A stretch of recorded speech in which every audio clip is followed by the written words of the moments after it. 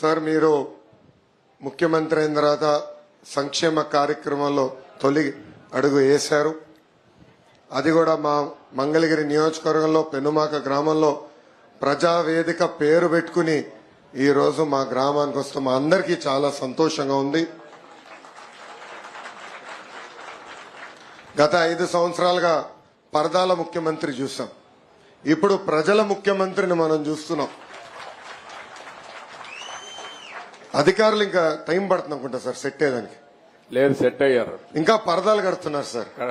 పరదాలు ఎక్కడ వాళ్ళని బతిమలాడి అన్ని తీపిస్తారు. కాదు, పరదాలు కడితే ఇంకొకసారి ఎక్కడన్నా చూస్తే కట్టిన వాళ్ళని సస్పెండ్ చేయడం తప్ప వేరే మార్గం ఉండదు. కాబట్టి ఇంక నేను ఎన్నుదలుచుకోలేదు. ఎవరైనా సరే సింపుల్ గా పాత రోజులు మర్చిపోయి కొత్త రోజులు జ్ఞాపకం చేసుకుని ముందుకు పోవాల్సిందిగా అందరినీ కోరుతున్నా. ఎక్కడా జరగకూడదు. ఎవరైనా కంప్లైంట్ చేస్తే మాత్రం పనిష్మెంట్ తప్పదు. మీకు బీ క్లియర్. అంటే 5 సంవత్సరాలు అలవాటు కదా సార్, కొంచెం టైం పడుతుంది సార్. మీకు కూడా అందరికి అలవాటు కావాలి, వాళ్ళకే కాదు. కొత్త శకానికి కొత్త కల్చర్ కి అందరూ అలవాటు కావాల్సిందే. ఇంకా టైం ఉండదు. ఏది కూడా రివర్స్ గేర్ నుంచి రివర్స్ పోయే బండి పాజిటివ్ గా నడిపిస్తున్నాం. ఇంకా స్పీడ్ పెంచడం తప్ప ఎనిక్కిపోయే సమస్య ఎవరికి ఉండకూడదు. ఆలోచన రాకూడదు. లేకపోతే ఒక షార్ట్ ట్రీట్మెంట్ ఇస్తే అందరూ సెట్ అయిపోతారు, ఇన్క్లూడింగ్ ఎవరైనా సరే. నేను సిద్ధంగా ఉన్నా షార్ట్ ట్రీట్మెంట్ ఇవ్వడానికి. పాపం ఇంకా కొంచెం ఇది ఉంది కాబట్టి స్లోగా పోతున్నా. ఇప్పుడు స్పీడ్ పెంచాలి ఇంకా, అంతే. నేను అందుకే చెప్పా 95 ముఖ్యమంత్రిని చూస్తారని. 4.0 95 అది గుర్తుపెట్టుకోవాలి. 95 లో ఒకసారి మీరు చరిత్ర గుర్తుపెట్టుకోవాలి. అప్పుడు నువ్వు కూడా కుర్రాడివి, నీకు కూడా ఐడియా లేదు. అప్పుడు నా చరిత్ర గుర్తుపెట్టుకుంటే హైదరాబాద్ లో బయలుదేరుతున్నానంటే రాష్ట్రం మొత్తం రెడ్ అలర్ట్ ఉండేది.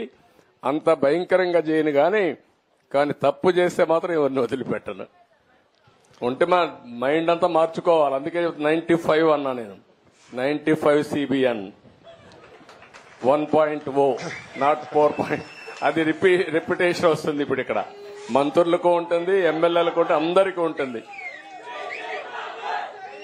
సార్ మీకు తెలిసిన విషయమే, తెలుగుదేశం పార్టీ 1985లో మంగళగిరి నియోజకవర్గం గెలిచింది.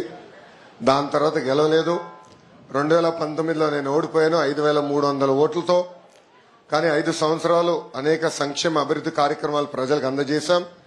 మొన్న 2024 ఎన్నికల్లో ప్రజలందరూ ఒకటే చెప్పాను సార్, ఏ మెజారిటీ అయితే ఓడిపోయినా దాని పక్కన ఒక 0 పెట్టండి. ఆ మెజారిటీ మళ్ళీ నేను గెలిపించి శాసనసభకు పంపించాలని ప్రజలందరినీ ఆనాడు కోరాను. అంతేకాకుండా నాకు ఎంత ఎక్కువ మెజారిటీ ఇస్తే నాకు కొండంత బలం వస్తుంది. గౌరవ ముఖ్యమంత్రి వర్యులు చంద్రబాబు నాయుడు గారితో అవసరమైతే దెబ్బలాడి నిధులు తీసుకొచ్చి నియోజకవర్గాన్ని అభివృద్ధి చేస్తానని ఆనాడు హామీ ఇచ్చాను సార్. నేను కూడా ఊహించలేదు, ఆంధ్ర రాష్ట్ర ప్రజలు ఊహించలేదు, ఎవరు ఊహించిన విధంగా 91,000 ఓట్ల మెజారిటీతో నన్ను మంగళగిరి ప్రజలు ఆశీర్వదించారు, దీవించారు సార్.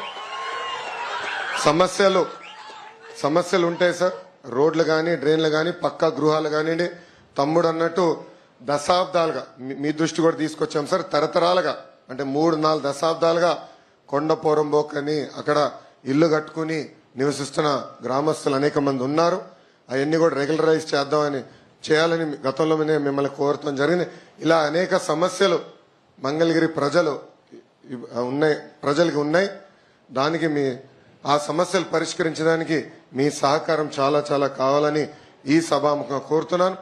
ఈ రోజు ఎన్డీఏ ప్రభుత్వం అంటే తెలుగుదేశం, జనసేన, భారతీయ జనతా పార్టీ ప్రభుత్వం తీసుకున్న తొలి సంక్షేమ కార్యక్రమం 3,000 రూపాయల పెన్షన్ ని 4,000 రూపాయలు చేస్తాం సార్.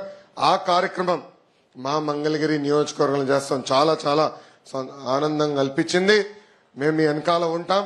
అమరావతి పనుల్లో కానివ్వండి, సీడ్ యాక్సెస్ రోడ్లో కానివ్వండి, ఇతర సంక్షేమ అభివృద్ధి కార్యక్రమాల్లో ముందులో మంగళగిరి ప్రజలు మీకు నిలబడతారు, మీకు అండగా ఉంటారు. వచ్చే 5 సంవత్సరాల్లో అన్ని శాఖ మంత్రులతో మేము చర్చిస్తాం. ఇక్కడున్న సమస్యలన్నీ పరిష్కరించే మార్గాన్ని మేము ఎత్తుక్కుంటాం సార్. దానికి మీ ఆశీస్సులు ఉండాలని ఈ సభాముఖం మిమ్మల్ని కోరుకుంటూ